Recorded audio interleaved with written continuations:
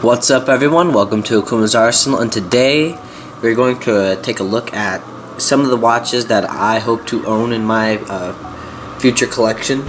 As you guys know, right now I have 5 watches in my collection, along with a few others that Aaron Dunlap has given me, so thank you very much, Aaron.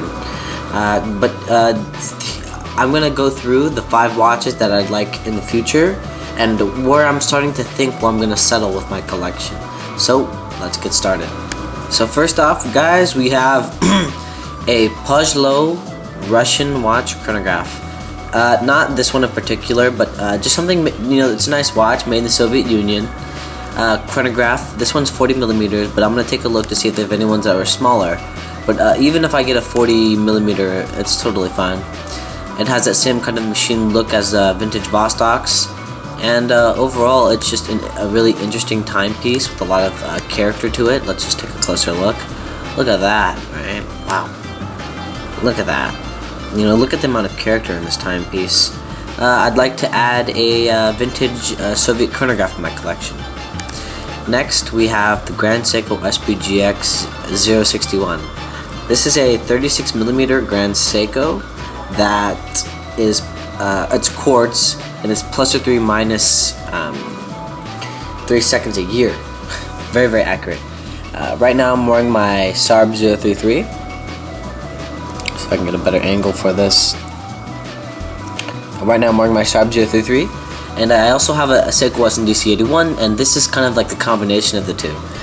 With the aesthetic, and it has the aesthetic of the SARB, but on the insides it's a quartz like my SNDC 81. So this is like both of those watches kind of combined into two, and this is another watch I'd like to have in my future collection. Of course, we have the SKX 013. This is my baby. This is one of my most favorite watches of all time. Timeless, classic design. I could not have my future watch collection, no matter what stage it's in, it's always going to have my SKX 013 in it. I have the K version, and it's just lovely, very, very lovely, very, very, very lovely. And last but not least, I'd like a Rolex. And I was, while I was making the Rolex Explorer video, I was looking at the history of, the Explorer. And the Explorer comes from the Bubbleback, and well, I guess in general the Oyster Perpetual in general, but in specific the Bubbleback. They have gold versions. However, I'm looking for steel. I want steel. I don't want anything gold at all, because there is a watch that is coming up last. That, yep, you guessed it, is gold. But I'd like a Rolex Bubbleback in the collection. A Rolex, I gotta have a Rollie in there somewhere. Rolex is a classic company, and these are pretty inexpensive. They run under, I think, around 3 to 5K, and just a timeless, stunning piece that I hope to own a watch from. Now let's move on to the next one. Hold on a second, I gotta go and find it. Here we are. Yes, Ralph Lauren watches, and we're going to go to the Slim Classique collection. And there it is. I'm thinking I'm gonna go with the 32 millimeter. I know there's a woman there, but in my eyes, a dress watch has to be at least under 40 millimeters, but I think 32 is a nice size for a dress watch like this. I'd have bigger watches, and they do actually make, it just hasn't loaded yet, but they do make 38 millimeter versions. However, I'm trying to go something with a classic, timeless design. And here it is. It's 10 grand, brand new, and there it is.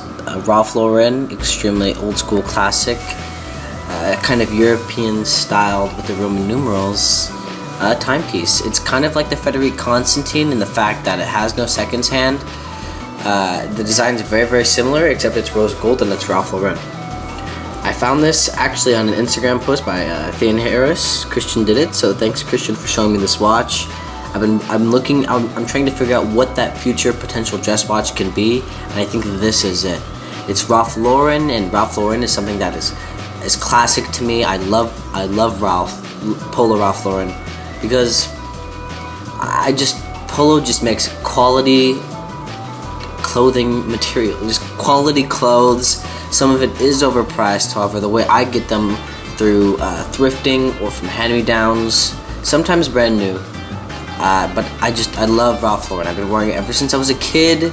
It's a part of I guess I'm only 18 as of right now. However, when I was in high school, and even people who are 5 years older than me, it's all about polo long sleeve button-ups. Like, I love polo long sleeves button-ups.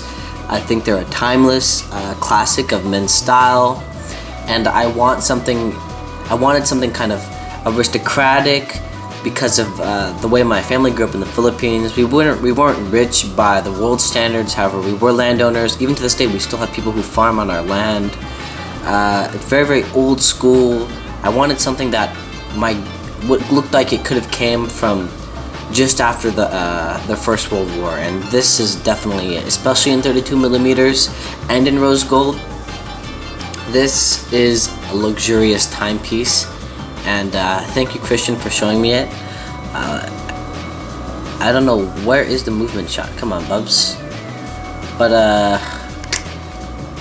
yeah, let's see if we can find a movement shot, because it is pretty gorgeous. And I think it's a Ralph Lauren movement, surprisingly.